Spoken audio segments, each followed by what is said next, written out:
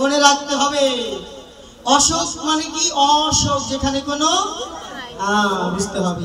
এই হৃদয়ের মধ্যে শোকটা বাদ দিয়ে দিলেই তোমার ভক্তি সীতা জাগরিত হয়ে যাবে। একটা তথ্য আর একটা তথ্য। এই জগতের সমস্ত বই পুস্তকে যা দেখি তা হচ্ছে তথ্য, আর আপনি আমি এক একজন এই যে বসে আছেন এক একজন এক একটা তত্ত্ব। আদি প্রকৃতি পুরুষ হইতে এই যে আপনার আমার মহাতত্ত্বের জন্ম। বই পুস্তকে যা দেখি সব তথ্য, আর আপনি নিজেই স্বয়ং একজন তত্ত্ব। এই জগতের বাহিরে সীতা আছে, আপনার ঘরের মধ্যে সীতা নাই। সে সম্পর্কে আমরা আগামীকাল আলোচনা করব। তাই আজকে আমরা প্রহ্লাদ মহারাজের কথা শ্রবণ করি। হরি বল। রাধে। তাই বলছে হরি, আমি যদি প্রহ্লাদকে আঘাত না করি তুমি তো আসবে না। আমাকে তুমি এই যে বাবু কথা বলে না, বলে তুমি তো আমাকে উদ্ধার করবে না হরি। তাই বলছে হিরণ্যকশিপু। হিরণ্যকশিপুর আবার একটা বর ছিল বাবা, ব্রহ্মা তাকে বর দিয়েছিলেন। কি বর? ব্রহ্মার বহু বছর ধরে ব্রহ্মার সাধনা করতে করতে হিরণ্যকশিপু যখন সৃষ্টিকর্তা ব্রহ্মাকে আনলেন, ব্রহ্মা বলছেন কি চাও তুমি? বলে তুমি আমার ডাকে সাড়া দিয়েছো, সন্তুষ্ট হয়েছো, তাহলে আমাকে এই বর দান করো, আমি অমরত্ব লাভ করতে চাই। বলে বাবা রে, আমার কাছে অমরত্ব নাই, আমি নিজেই একদিন মরে যাবো, তোকে অমরত্ব দিব কি করে? বলে আমার কাছে অমরত্ব নেই, আমি নিজেই একদিন মরে যাবো, তোমাকে আমি অমরত্ব দিব কিভাবে? ব্রহ্মার মৃত্যু আছে বাবা। বলে আমি কি দিব? বলে দিতে না দিতে হয় চলে যাও। বলে তবে একটা বর দিতে পারি তোকে, অমরত্ব দিতে পারবো না। তাহলে বর এমন বর দাও আমাকে যে বরে আমাকে কোনো মানুষ নিধন করতে পারবে না, যে বরে আমাকে কোনো পশু নিধন করতে পারবে না, কোনো দেবতা নিধন করতে পারবে না, কোনো অস্ত্র দিয়ে আমাকে মারা যাবে না, না আকাশে না পাতালে না ভূমিতে না দিনে না রাত্রিতে আমাকে বধ করতে পারবে, তুমি সেই বর দাও। তা হিরণ্যকশিপু ভাবলেন যাক, এই বর যদি পাই, দেবতাও মারতে পারবে না, মানুষও মারতে পারবে না, আমি তো অমরই হয়ে গেলাম। দিনেও মারতে পারবে না, রাতেও মারতে পারবে না, কোনো অস্ত্র, এই জগতের কোনো অস্ত্র দিয়েও মারা, অস্ত্র ছাড়া কি মারা যায়? বলে অস্ত্র দিয়েও নাকি মারা যায়। তাহলে কি করবে? এই যে বর লাভ করেছিলেন ব্রহ্মার কাছ থেকে হিরণ্যকশিপু, এখন তিনি ভাবছেন হরিকে যদি আমি ডেকে না আনি, প্রহ্লাদকে যদি আমি অত্যাচার না করি, তাহলে তো আমি হরির দর্শন পাবো না। তখন তিনি কি করলেন? প্রহ্লাদকে বললেন তোর হরি কোথায় আছে বাবা? সর্বখলিদং ব্রহ্ম, আমার সমস্ত কিছুর মধ্যে আমার হরি আছে বাবা, জানো? আছো অনলয় নীলে চির নভনীলে ভূধর শরীরে গহনে, আছে বিটবিলতায় চির জলদের গায়ে শশী তারকা তপনে, আমার হরি সমস্ত কিছুর মধ্যেই আছে। বলে তোর হরি এই স্তম্ভের মধ্যে আছে? হ্যাঁ বাবা আছে। আমরা জানি এই দেহের মধ্যে যখন ভগবান চলে যায়, এই দেহ থেকে যখন ভগবান চলে যায়, সেই দেহের মধ্যে দেহের কোনো দাম থাকে না। আমরা মৃত্যুবরণ করি যখন ভগবান চলে যায়, কিন্তু ভগবান গীতায় বলছে হে অর্জুন, আমি অব্যক্ত রূপে সমস্ত কিছুর মধ্যে বিরাজ করছি। তার মানে কি জানিয়ে দিলেন? তিনি মৃত দেহের মধ্যেও ভগবান, মৃত দেহের মধ্যেও ভগবান আছেন, সমস্ত কিছুর মধ্যে ভগবান আছে। প্রহ্লাদকে বলছে তোর ভগবান কি ফটিক স্তম্ভের মধ্যে আছে? বলছে হ্যাঁ আছে বাবা, আমার ভগবান সমস্ত জায়গায় যে আছে, তিনি যে ভক্তের অধীন ভগবান। যখনই কথা বলছেন এমন সময় প্রহ্লাদ বলছেন, বলে বাবা তুমি এখনো সময় আছে বাবা, তুমি আমার হরির শরণাপন্ন হও, হরিকে তুমি শত্রু ভেবো না, হরি যে পরম বন্ধু, তিনি যে ইহকালের বন্ধু পরকালের বন্ধু, তিনি যে আমাদের দীনবন্ধু জগতের বন্ধু, তুমি তাকে শত্রু ভাবছো কেন বাবা? তখন বললেন তোর হরিকে আমি ছেড়ে দিব না।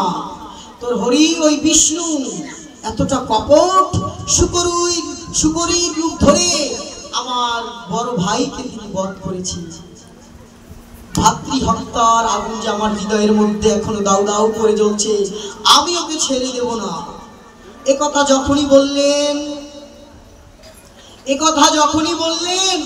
তখনই বললেন বাবা তুমি হরির শরণে আসো বাবা, হরি ছাড়া জগতে আমাদের কেহ নাই, তোমা ছাড়া মোরে জগতে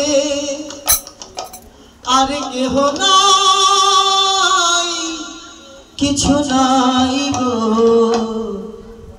আমার পরানো যাহা চাই। তুমি ছাড়া আমার কেউ নাই হরি, আজকের নিদান কালে তুমি এসে দেখা দাও। আমার বাবা যে বিশ্বাস করেছে না হরি তুমি আছো সর্বঘটে, তুমি আমার বাবাকে দেখা দাও হরি, রক্ষা করো। যখনই প্রহ্লাদকে হিরণ্যকশিপু হত্যা করতে যাবেন, এরই মাঝে বলছেন এই ফটিক স্তম্ভের মধ্যে তোর হরি আছে, আজকে তোকে আমি নিজ হাতে হত্যা করবো, দেখি তোর হরি কোথা থেকে আসে। হিরণ্যকশিপু ভাবছে দেখি আসে, সে আসে, তার জন্য আশা পানে যে চেয়ে আছি দেখি আমার হরি আসে কিনা। অন্তরে বলছে হরি আসুন, আমাকে কৃপা করুন, নইলে তো আমি উদ্ধার পাবো না। কিন্তু মুখে বলছে কি তোকেও হত্যা করবো, তোর হরিকেও হত্যা করবো। কিন্তু অন্তরে বলছে তোর হরি আসুন, আমাকে এসে কৃপা করুন। কতকাল ধরে জন্ম জন্ম ধরে আমি হরির পথ চেয়ে বসে আছি, যেন হরি কৃপা করে। তাই হরির চরণে শরণাগত হয়েছেন কে? প্রহ্লাদ। সেই প্রহ্লাদকে কি করেছেন? হত্যা করতে যাবেন। এরই মাঝে যখন প্রহ্লাদকে হত্যা করতে যাবেন, হিরণ্যকশিপু বলছে ফটিক স্তম্ভের মধ্যে তোর ভগবান আছে? বলে আছে বাবা, আছে বই কি, আছেই তো, আমার ভগবান সমস্ত জায়গায় আছে। যখনই গদা দিয়ে ফটিক স্তম্ভের মধ্যে আঘাত করিলেন,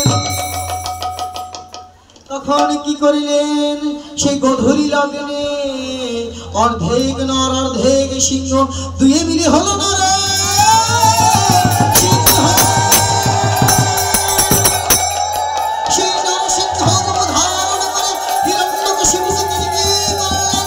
জঙ্গলের মধ্যে প্রবেশ করে তিনি হাঁটুর মধ্যে রেখে দিয়ে, না মাটিতে না উপরে না দিনে না রাতে, গধূলি লগ্নে সন্ধ্যাবেলা উদিত হলেন ভক্তের ভগবান বিপদ ভঞ্জন মধুসূদন নৃসিংহ মুরারি।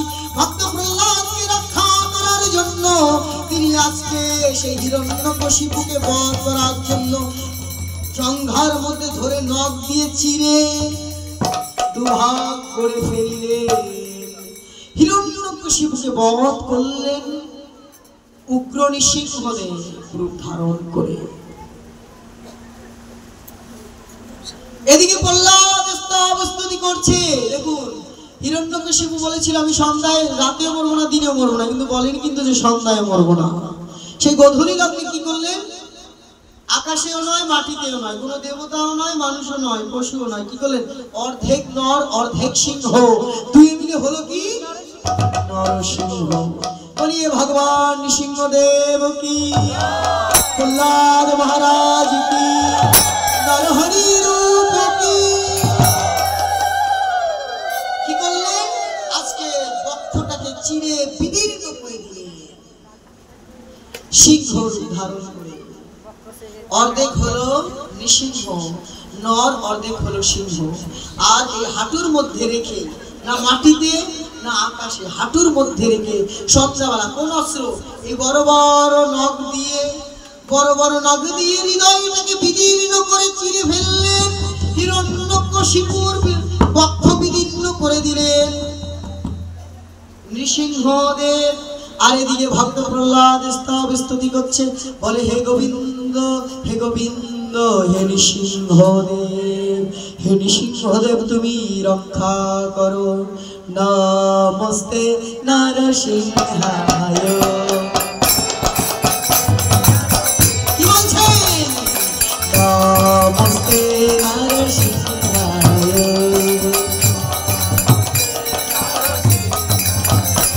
প্রহ্লাদ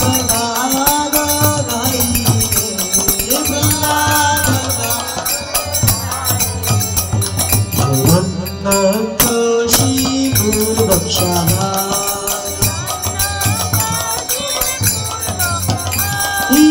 হিরণ্যকশিপুর বক্ষায়, শিলাদঙ্ক নখায়।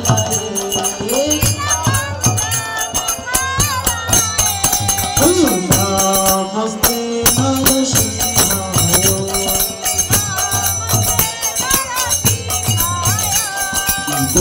নৃসিংহ করত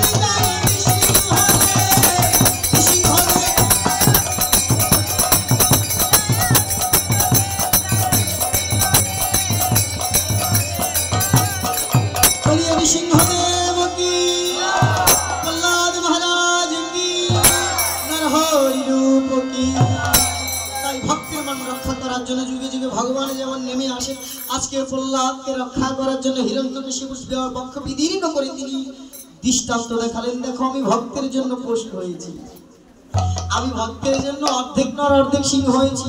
এত সুন্দর মূরতি। ভাগবতে বলছে যার রূপের এক কোণ ডুবাই এই ত্রিভুবন। কালকে আমরা সে প্রসঙ্গে যাবো, রাধারানীর কথায় প্রবেশ করব। আজকে ভক্ত লীলা বলে যাই, কালকে ভগবানের লীলা হবে, দুদিন ভগবানের লীলা হবে। সকলে আসবে, সবাইকে নিয়ে আসবে।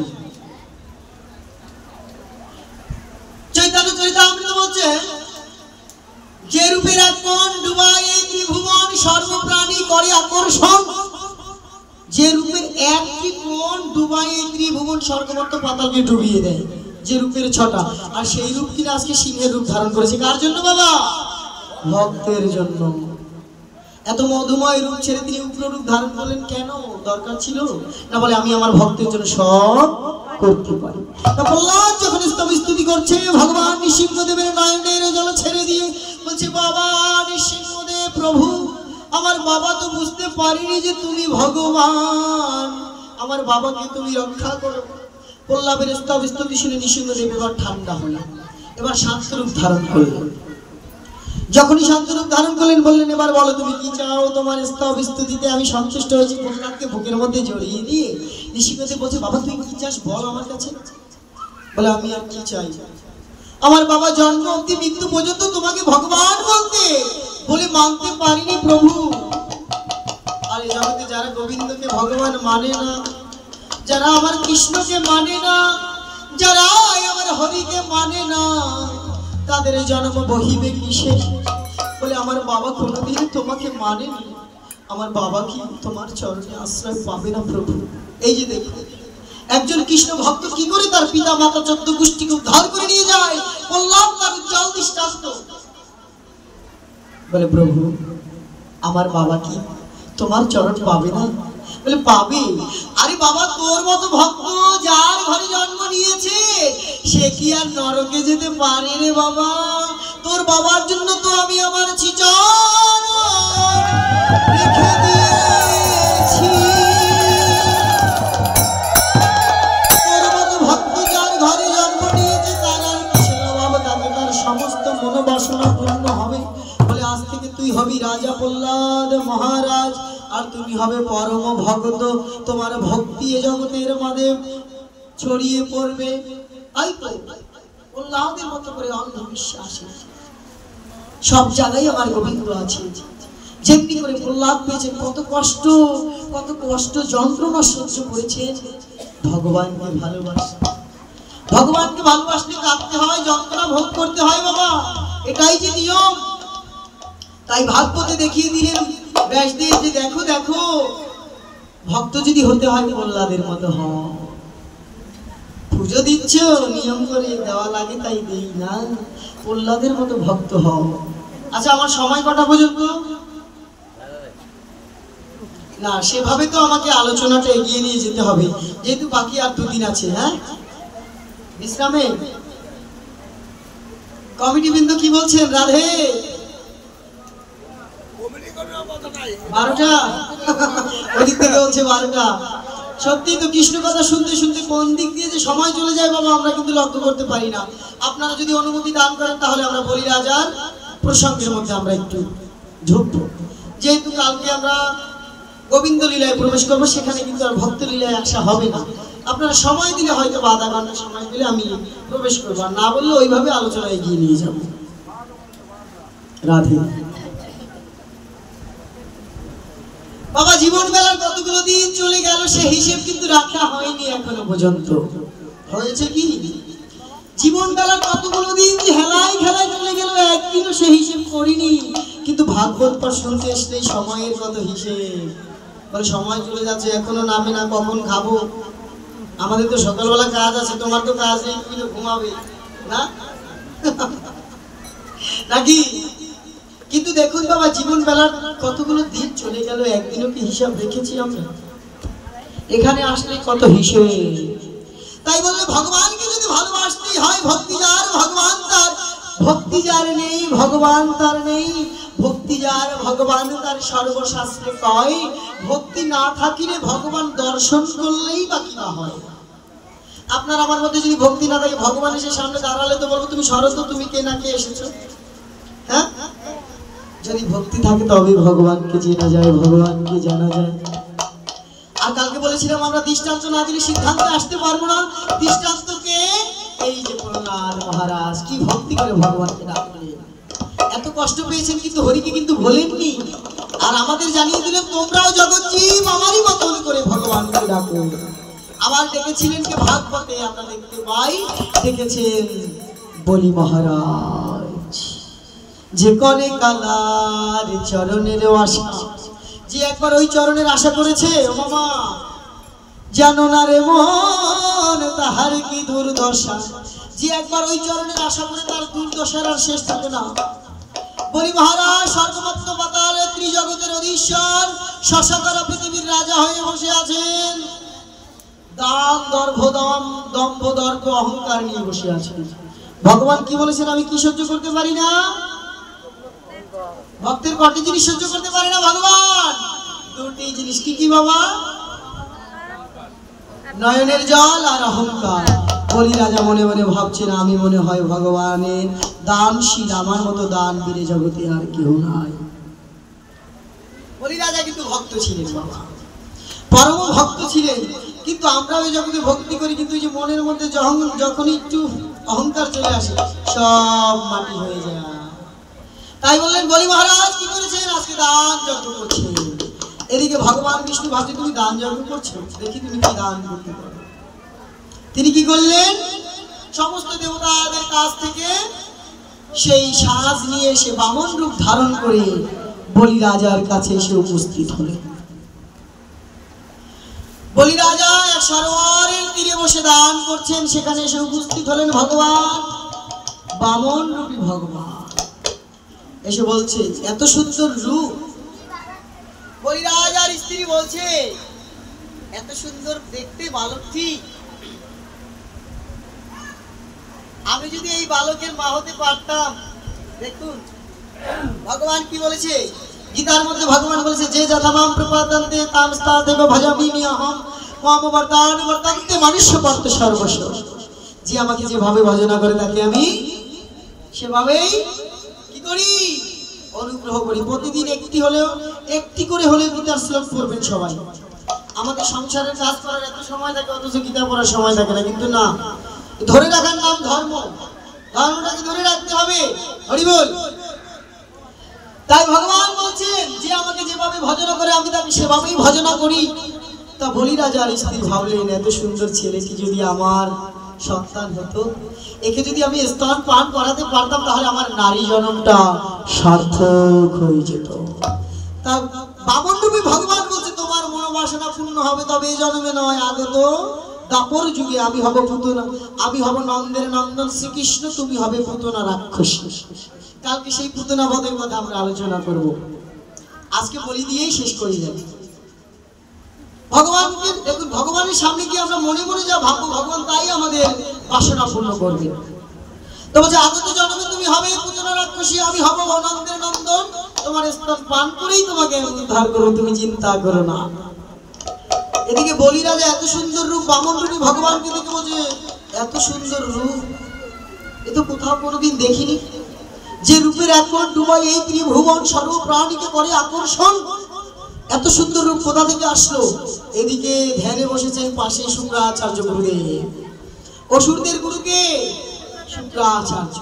শুক্রাচার্য বলছে বলি সাবধান, লক্ষণ কিন্তু ভালো নয়। বলি তুমি দান করতে বসেছো, লক্ষণ ভালো নয়।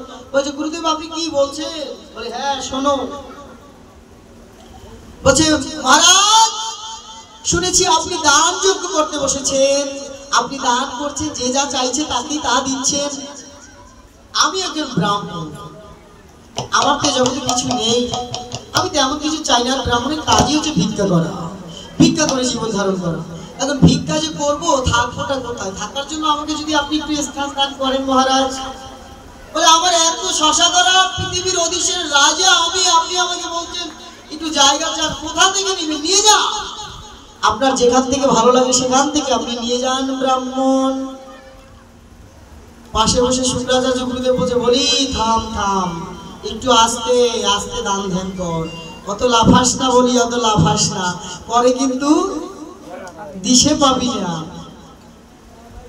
বলছে আপনার যেখান থেকে মন চায় নিয়ে যান। বলছে আমার যেখান থেকে না, আমাকে শুধু তুমি 3 পদ ভূমি দান করো। বলছে আমাকে তুমি 3 পদ ভূমি দান করো। অট্ট হাসি দিয়ে বলি মহারাজ বলেন মাত্র 3 পদ ভূমি?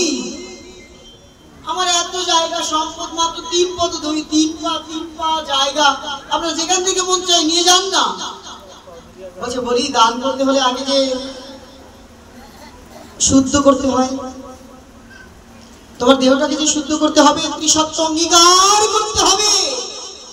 তুমি আমার সাথে ত্রিসত্য অঙ্গীকার করো যে আমি যা চাইবো তুমি দিবে। বলে অবশ্যই দিব। তাহলে আগে কমণ্ডলু থেকে জল নাও, জল নিয়ে তুমি আসমন করো, শুদ্ধ হও।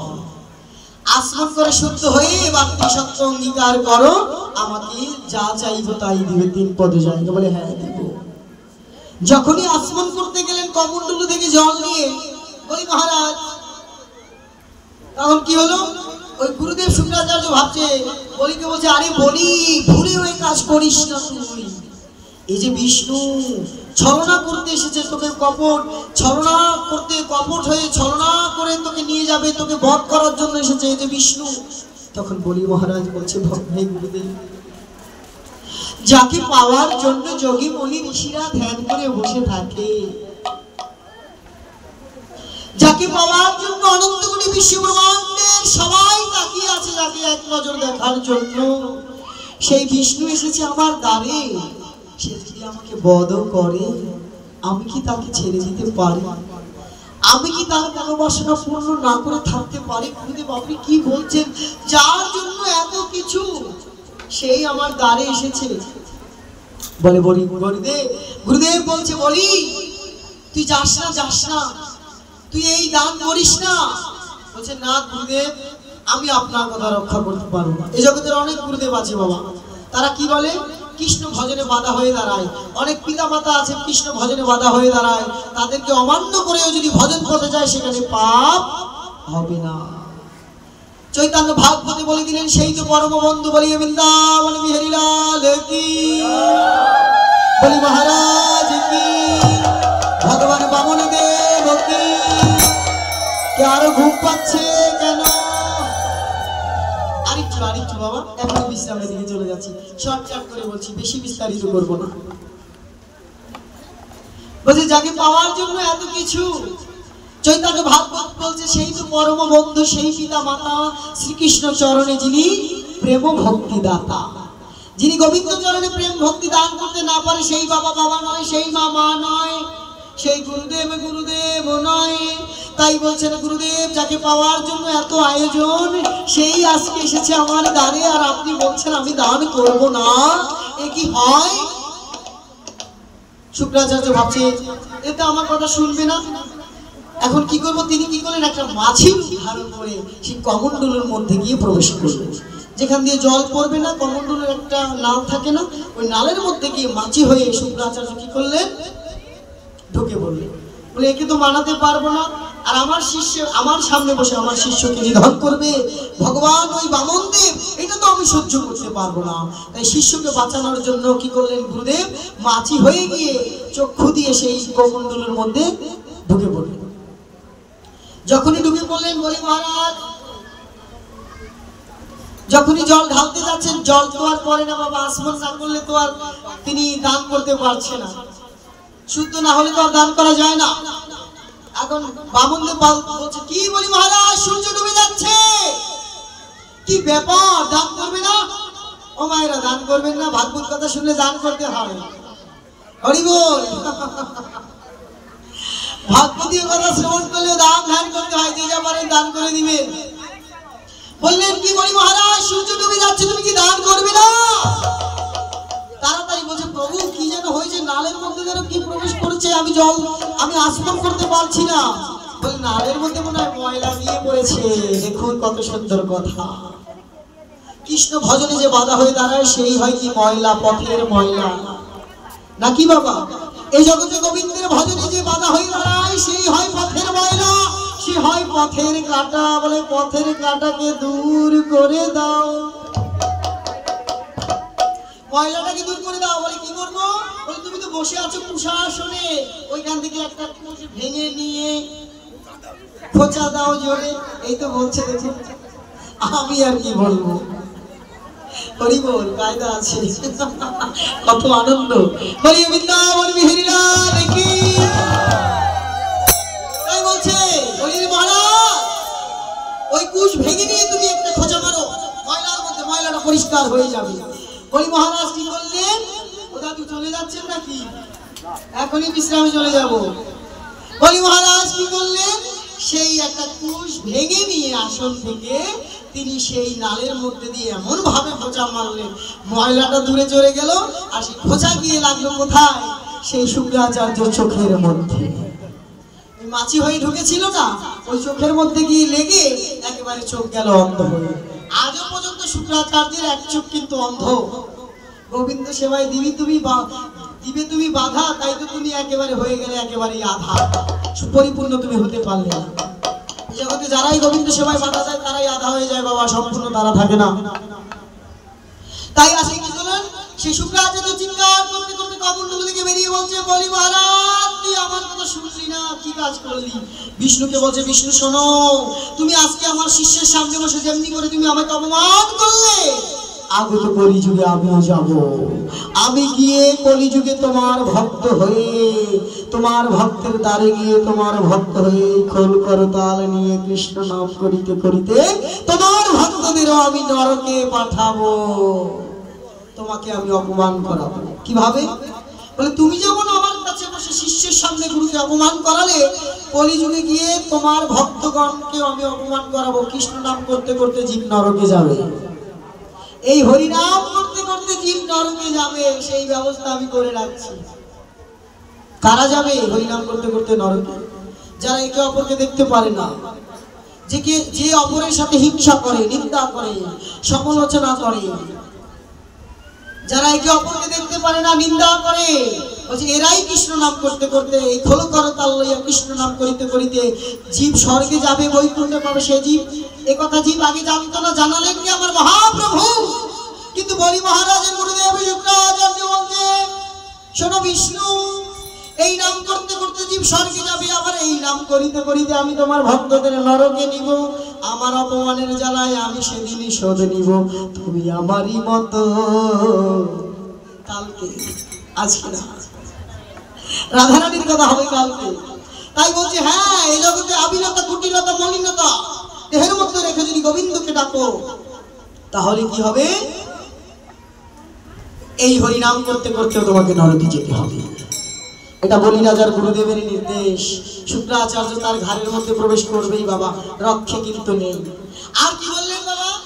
এইবার কিছুতেই মানছে না, কমণ্ডল থেকে জল নিয়ে আসমন করে যখন তিনি সত্য অঙ্গীকার করলেন, ত্রিপদ ভূমি সে দান করিবে। তখন কি করলেন? এবার বললেন, দাও ত্রিপদ ভূমি। যখনই ভূমি দান করবেন, সন্ধ্যা হয়ে যাচ্ছে, এমন সময় ভগবান বামন রূপী ভগবান বিশাল হয়ে গেল। কত বড় বিশাল হল! খেলিছ এ বিশ্বলয়ে বিরাট শিশু আনমনে খেলিছ এ বিশ্বলয়ে বিরাট শিশু আনমনে খেলিছ পুলাই সৃষ্টি তব পুতুল খেলা পুলাই সৃষ্টি তব পুতুল খেলা নিরজনে প্রভু নিরজনে খেলিছ এ বিশ্বলয়ে বিরাট শিশু আনমনে খেলিছ শূন্য মহায়াকাশে তুমি মগ্ন লীলা বিলাসে শূন্য মহায়াকাশে তুমি মগ্ন লীলা বিলাসে ভাঙিছ করিছ নীতি ক্ষণে ক্ষণে ভাঙিছ করিছ নীতি ক্ষণে ক্ষণে নিরজনে প্রভু নিরজনে খেলিছ এ বিশ্বলয়ে বিরাট শিশু আনমনে খেলিছ কি দিয়ে খেলছে ভগবান আপনার আমার ছেলে মেয়ে পিস্তল দিয়ে খেলে আর হ্যাঁ তাল ধরে রাখুন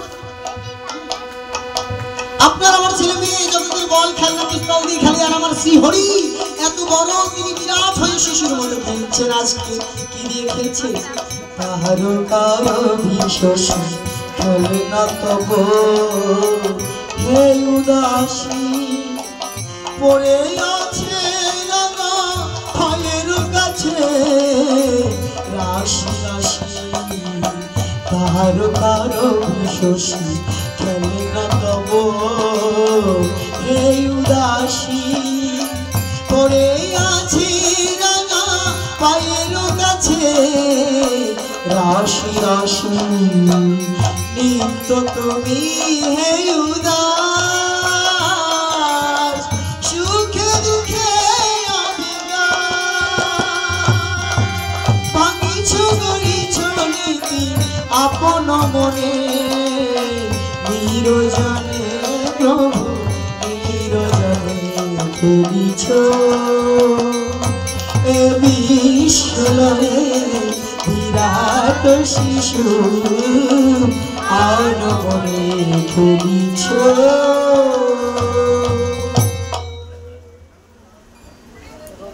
ভগবান বামন দেব কি তুমি বিরাট হয়ে আজকে শিশুর মতো খেলছো প্রভু তোমার লীলা বোঝা বরদান আজকে শিশু থেকে তুমি বিরাট হয়েছ বলছে এবার একটি পা ডান পা তুলে দিলে স্বর্গের মধ্যে তুমি ভেবেছো তুমি স্বর্গের অধিকারী না স্বর্গ থেকে দেবতাদের বিতাড়িত করবে আমি স্বর্গ জয় করে নিয়েছি এক পদ দিয়ে আরেক পদ দিলেন মত্ত লোকে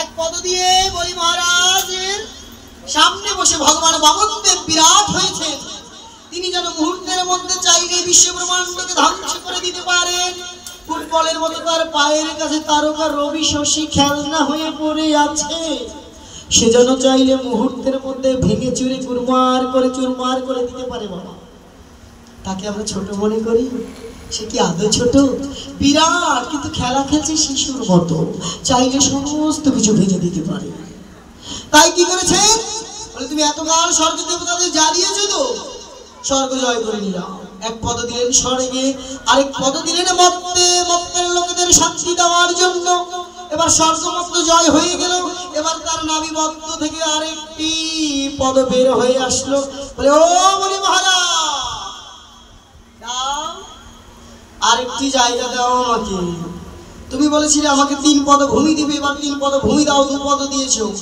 এক পদ আমি স্বর্গে রেখেছি এক পদ মর্তে রেখেছি আরেকটি পদ দাও আমাকে বলি মহারাজ বিপদে পড়ে গেলেন আর এই জগতে বাবারা যখন বিপদে পড়ে কার কাছে যায় মনে আছে? কার কাছে যান? মিথ্যে কথা।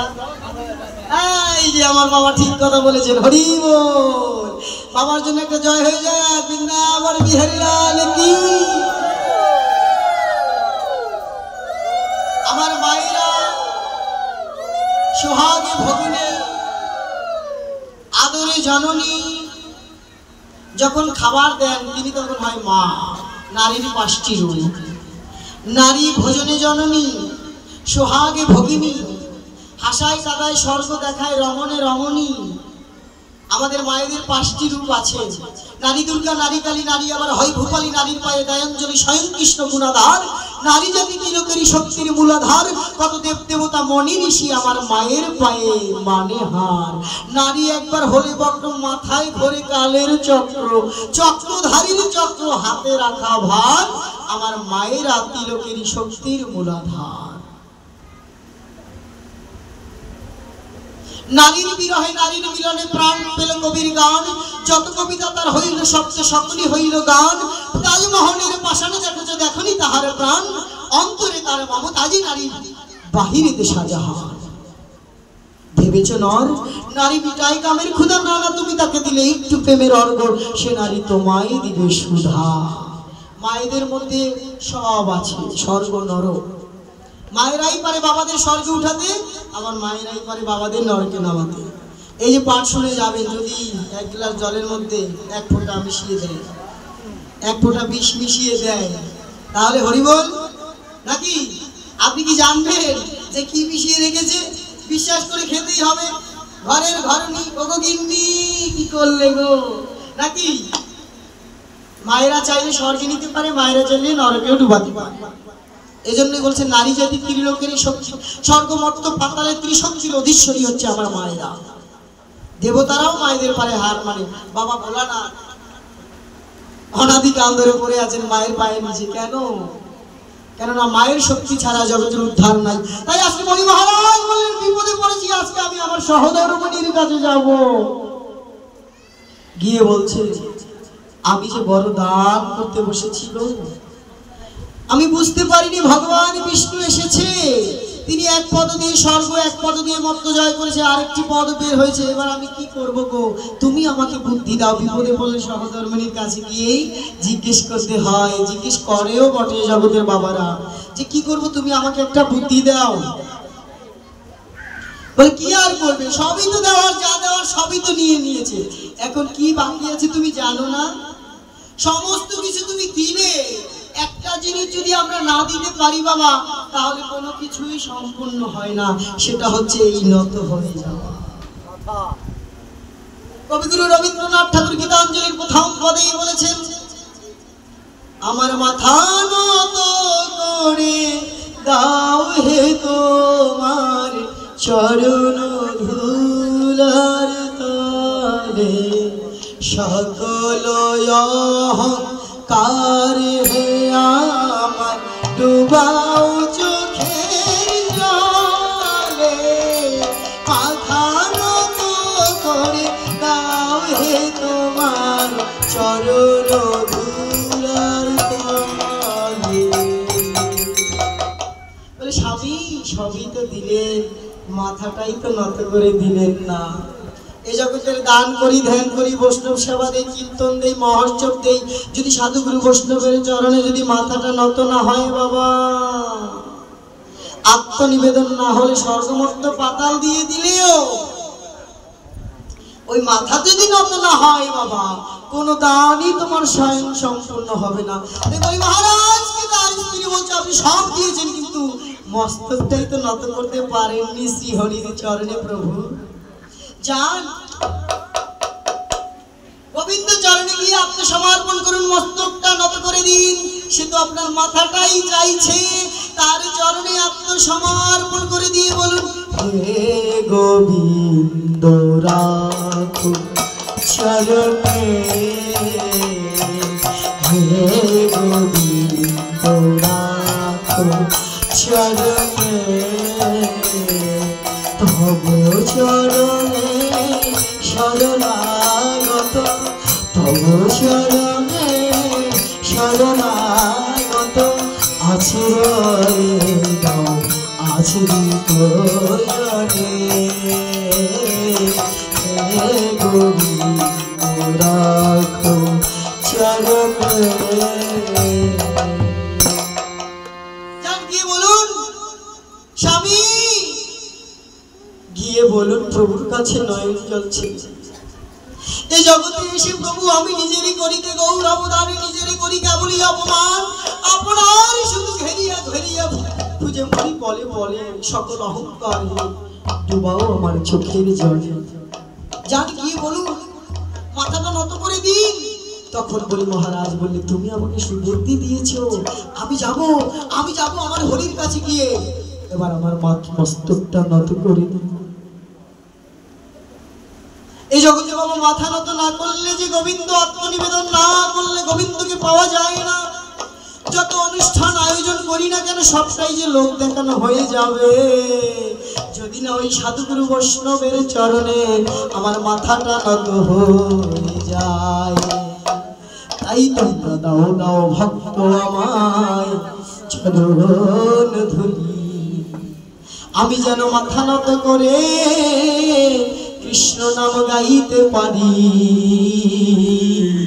তোমরা দাও দাও ভক্ত চরণ ধুলি। আমার অহংকার অভিমান, আমার অহংকার অভিমানের গর্ব ছেড়ে দেহ ছেড়ে আমি যেন হা কৃষ্ণ বলে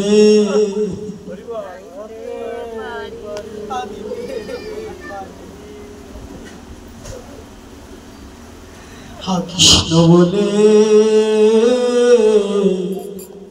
কাঁদিতে পারি।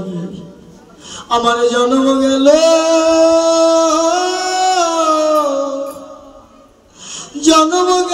অহংকার অভিমানে, আমি গুরুর চরণ ভজিলাম না, আমি গোবিন্দ ভজিলাম না। জাতি বিদ্যা মহত্ব রূপ জৈবন এই ভক্তি পথের পঞ্চকণ্টকাকে বাবা করহ দমন। এই পাঁচটি কাটা যদি ফুলের মধ্যে থাকে তোমার মন ফুল যে গোবিন্দ সেবায় লাগিবে না, লাগিবে না। এই মনফুলের মধ্যে আছে পাঁচটি কাটা, জাতি বিদ্যা মহত্ব রূপ জৈবন, আছে 6টি পোকা, কাম ক্রোধ লোভ মোহ মদ মাৎসর্য। রাধে 5টি কাটা 6টি পোকা যদি তুমি বাদ দিয়ে তোমার মনোপদ্মখানি গোবিন্দ চরণে দিতে পারো, অহংকার অভিমান ছেড়ে দিয়ে যদি গোবিন্দ চরণে গিয়ে বলতে পারো হে গোবিন্দ তুমি ছাড়া কেহ নাই, কেহ নাই, কেহ নাই, কেহ নাই। আমি জীবন জৈবন তোমার চরণে সপেছি গো প্রভু হে। আমি জীবন জৈবন তোমার চরণে সপেছি প্রভু হে। প্রভু একবার আমায় কৃপা করো,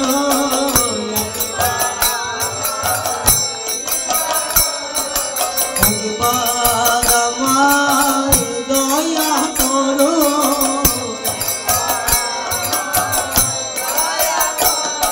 আমি দিন ভিখারি নাই মন করি, একবার আমায় দয়া করো।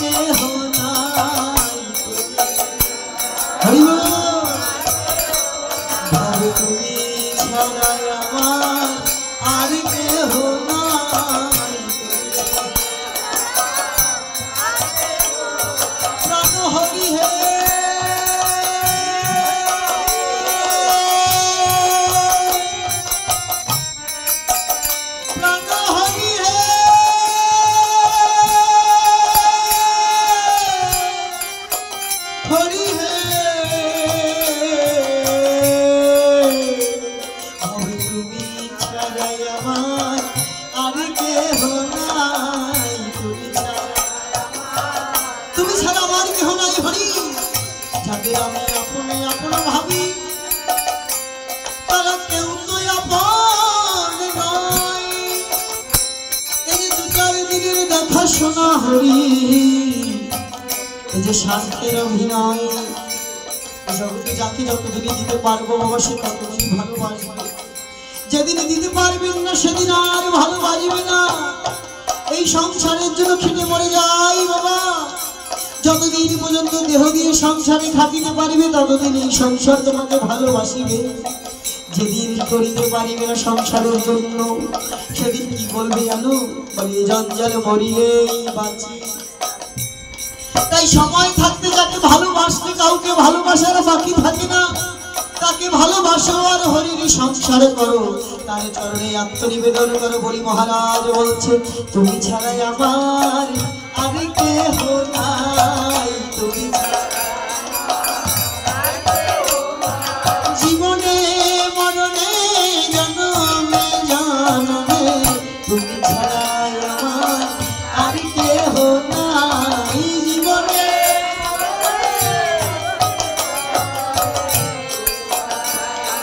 কেউ নাই,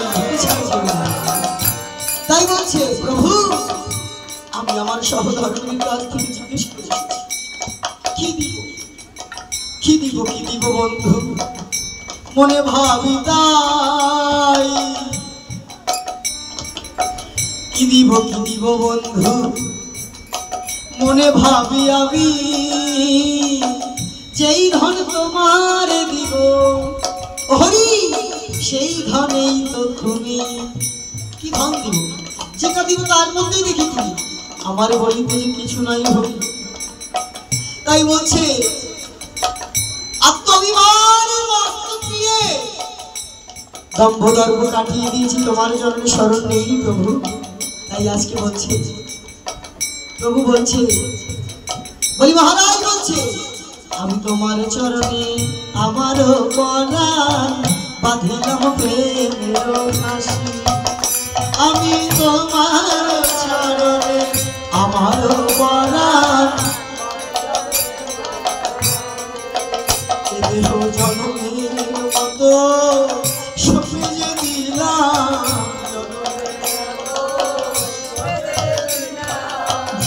জনমের মতো দেহ সপে যে দিলাম জনমের। গোবিন্দ তোমার চরণ তলে এ দেহ জনমের মতো সপে যে দিলাম। গোবিন্দ রাধা চরণে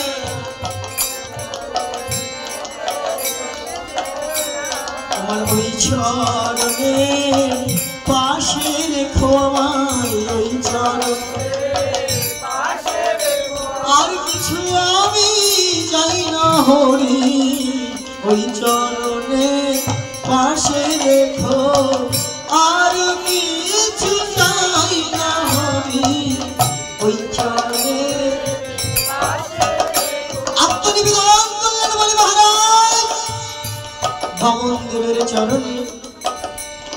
যখনই বামন দেবের চরণে আত্মনিবেদন করলেন ভগবান বামন দেব সেই পা দিয়ে বলিকে পাতাল লোকে নিয়ে গেলেন।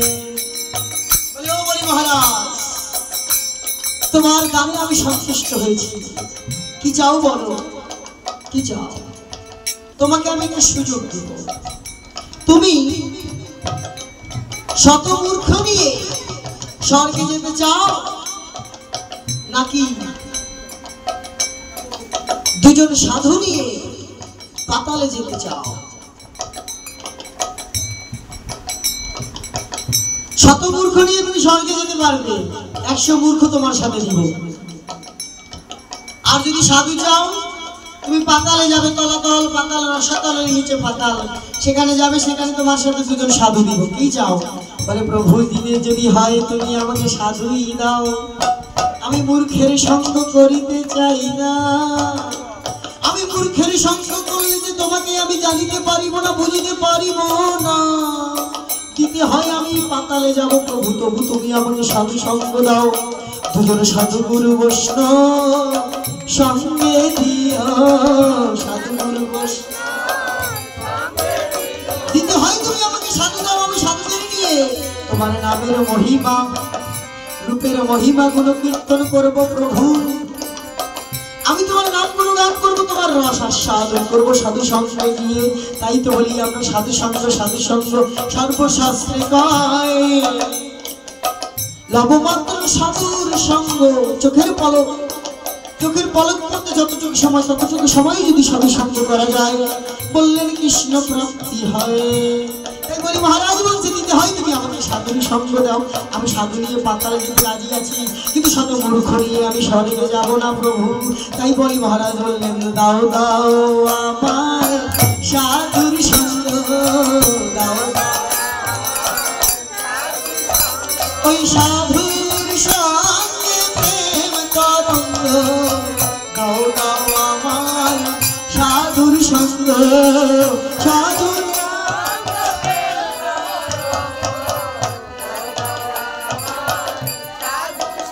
তোমরা সঙ্গ ছাড়া করো না গো সঙ্গ।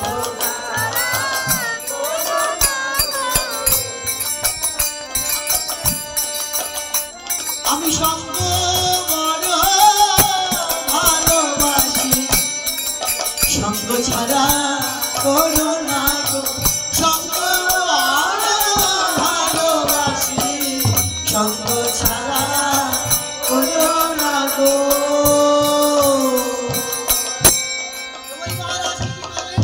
আজও পর্যন্ত বাবা বলি মহারাজকে দর্শন করার জন্য ভগবান বলে আমার বড় ভক্ত যে পাতালে বসে সাধু সঙ্গ করছে, তার সাথে যদি আমি দেখা না করি তাহলে যে আমার আত্মশান্তি হয় না। তাই আজও পর্যন্ত ভগবান শ্রীহরি পাতাল লোকে গিয়ে সে বলির সাথে দেখা করে আসে। তাই বাবা বলির মতো করে, প্রহ্লাদের মতো করে, ধ্রুব মহারাজের মতো করে যদি আমরা ভগবানকে ভালোবাসতে পারি, ভগবান আমাদের না চরণে রেখে যাবে কোথায়? কিন্তু এই জগতের সংসারের চিন্তা করতে করতে কতটুকু আমরা সেই ভক্তের চিন্তা করতে পারি? ভক্তের চিন্তা না করলে যে আমরা বৃন্দাবনে যেতে পারবো না। তাই যদি সংসারের চিন্তায় মেতে থাকি, এই ভাগবত কথা শ্রবণ করলেও কাজে আসবে না। ভাবতে হবে ভক্তগণ কিভাবে পেয়েছে। দৃষ্টান্ত দেখানোর কারণই হচ্ছে সিদ্ধান্তে আসা। দৃষ্টান্ত দেখিয়ে সিদ্ধান্তে আসতে হবে যে আমি কি করব। আমি বলিরাজার মতো করে ভালোবাসবো, নাকি প্রহ্লাদের মতো করে ভালোবাসবো, নাকি ধ্রুবের মতো করে ভালোবাসবো, নাকি গজেন্দ্রের মতো করে ভালোবাসবো, নাকি অজামিলের মতো করে ভালোবাসবো, নাকি আগামীকালকের সেই রাধারানীর মতো করে ভালোবাসবো। তাই বৃন্দাবনে যেতে হলে কি করতে হবে? ভক্তির ভাব। ভক্তি যার ভগবান তার, ভক্তি যারা ভগবান মেলে না বাবা। ভক্তি পেতে হলে সাধু সঙ্গ করতে হবে। আর সাধু সঙ্গে এই যে 5 দিনের আয়োজন, সাধু সঙ্গের সংগঠন করিয়েছে, মিলন মেলা আয়োজন করেছেন কমিটি বৃন্দ, রাম ঠাকুর মন্দিরে এখানে সকলকে আসতে হবে। তাই তো বললেন যদি বিষয়ের মধ্যে মজে থাকো তাহলে তো এই মধুর সঙ্গ করা হবে না। তাই মহাজন কি বলেছেন? কি করে যাব বলো বৃন্দাবন। এই ভজনটা দিয়ে আমরা বিশ্রামে চলে যাচ্ছি। সবাইকে হাতে তালি দিব। বৃন্দাবন যেতে হলে কি করতে হবে দেখুন। প্রতিনিয়ত বৃন্দাবন সৃষ্টি হচ্ছে, নববৃন্দাবন ধাম তৈরি হচ্ছে, কিন্তু আসতে পারছি না কেন? সেটা আমরা গানের মধ্যে বলে দিই। আজকে ভাগবত কথায় বিশ্রামে চলে যাবো। কি করে যাব বলো বৃন্দাবন, আরে ওই সংসারে করে পড়ে আছে মন। এই তাই তো, কি করে যাব বলো বৃন্দাবন, সংসারে করে পড়ে আছে মন। কি করে যাব বলো বৃন্দাবন, সংসারে করে পড়ে আছে মন। আরে আমন করে করে একদিন, আমন করে করে একদিন, এই আরে বয়স হবে 80, হবে না যাওয়া গয়া কাশি, মনরে হবে না যাওয়া গয়া কাশি। আমন করে করে একদিন, আমন করে করে একদিন বয়স হবে 80, হবে না কোথায় যাওয়া গয়া কাশি। আমন করে করে একদিন বয়স হবে 80, হবে না যাওয়া গয়া কাশি, মনরে হবে না যাওয়া গয়া কাশি। কি করে যাব বলো বৃন্দাবন, সংসার করে পড়ে আছে মন। তাই একটা কি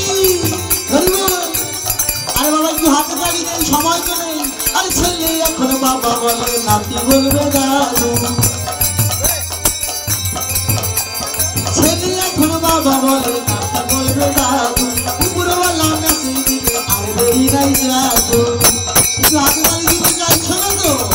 ছেলে বাবা বলছে দুদিন পর নাতি বললো দাদু আর উপরওয়ালা যখন মেসেজ দিবে আর যাতে দেরি নাই চলে যেতে হবে, তাই সময় থাকতে একটু হাতে তালি দিয়ে কীর্তন করো। ওই ছেলে এখনো বাবা বলে নাতি বলবে দাদু, উপরওয়ালা মেসেজ দিলে আর দেরি নাই যাদু। যাদের ভাব জীবন সাথী ছবিতে দিবে সন্ধ্যাবাদী, যাদের ভাব জীবন সাথী তারা ছবিতে দিবে সন্ধ্যাবাদী। আর জেনে শুনে তবু কেন, জেনে শুনে তবু কেন করো মায়া ফাঁসি। কি হবে না, হবে না, হবে না যাওয়া গয়া কাশি, মনরে হবে না যাওয়া গয়া কাশি। কি করে যাবো বলো, সংসার করে পড়ে আছে মোর, কি করে যাবো বলো বিনা, সংসার করে পড়ে। ও দিদা আরে কি নিয়ে মনে এসেছিলে আর কি নিয়ে যাবে, কি নিয়ে এসেছিলে আর কি নিয়ে যাবে, একটু হাততালি দিতে চাইছো না? আর কি নিয়ে মনে এসেছিলে আর কি নিয়ে যাবে, সোনা দানা বাড়ি গাড়ি সব করে যাবে। কি নিয়ে মনে এসেছিলে ওরা হে, কি নিয়ে মনে এসেছিলে আর কি নিয়ে যাবে, সোনা দানা বাড়ি গাড়ি সব করে যাবে। ছেড়া কেনা জামদানি শাড়ি পরো না, কাতান শাড়ি পরো, ছেড়া কেনা কোট পেলে যা, শুধু মাইকে বলছি ছেড়া কেনা, সঙ্গে তোমার কেউ দেবে না, ছেড়া কেনা তোর সঙ্গে কেউ দেবে না। জেনে শুনে তবু কেন, জেনে শুনে তবু কেন বড় মায়া ফাঁসি। কি হবে না, হবে না কোথায় যাওয়া গয়া, যাওয়া গয়া কাশি, যাওয়া গয়া কাশি। এই যে সুন্দরী আরে তোমার রূপের দিকে এখন সবাই থাকেছে, হারাবে কোনো মোরা হবে দুদিন পরে। দুটো বড়াই করছো তো রাধে, ঠিক না? ওই তোমার রূপের দিকে এখন সবাই থাকেছে, ওই চেহারা বেগুন মোরা হবে দুদিন পরে। আইতে পারবে?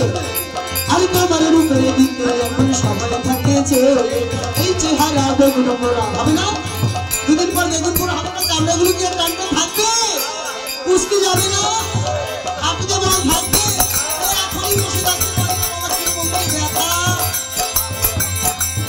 আপনারা দিতে চাইছি না, একটি হাত আর উঠবে না, সেদিন সব চেষ্টা করলেও হাতে তালি দিতে পারবো না। তাই বলছে তোমার রূপের দিকে এখন সবাই থাকেছে, এই চেহারা বেগুন মোরা হবে দুদিন পর। হাতে লাঠি যখন ধরবে সাথে সঙ্গে নাই আসিতে পারবে, যদি হাতে লাঠি ধরবে শত চেষ্টা করলেও সাধু সঙ্গে আসতে পারবে না। আর হাতে লাঠি যখন ধরবে সাধু সঙ্গে নাই আসিতে পারবে, আর চোখের দৃষ্টি কমে যাবে, চোখের দৃষ্টি কমে যাবে, থাকবে না ভিড়। ওই যে হাসছে দেখো, কত সুন্দর হাসছে, ওই যে দেখো হাসছে, এত হাসার সেদিন থাকবে না রে বাবা, থাকবে না। তাই বলছে চোখের দৃষ্টি কমে যাবে, থাকবে না আর হাসি। আর হবে না যাওয়া গয়া কাশি, মনরে হবে না যাওয়া গয়া কাশি। কি করে যাবো বলো বৃন্দাবন, সংসার করে পড়ে আছে মন, কি করে যাবো বলো বৃন্দাবন, সংসার করে পড়ে আছে মন। জয় বৃন্দাবন ধাম, জয় বৃন্দাবন ধাম, জয় বৃন্দাবন ধাম, জয় বৃন্দাবন ধাম, জয় বৃন্দাবন ধাম, জয় বৃন্দাবন ধাম, জয় বৃন্দাবন ধাম, জয় বৃন্দাবন বৃন্দাবন কি। মামনি ব্যাসদেব আজকের মতো এখানে এই বিশ্রাম, আগামীকালকে আবার আমরা রাধা গোবিন্দ লীলা কথায় প্রবেশ করি।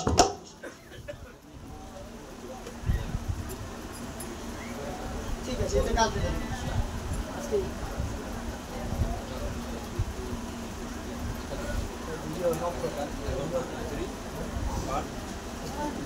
ভিডিও প্রভু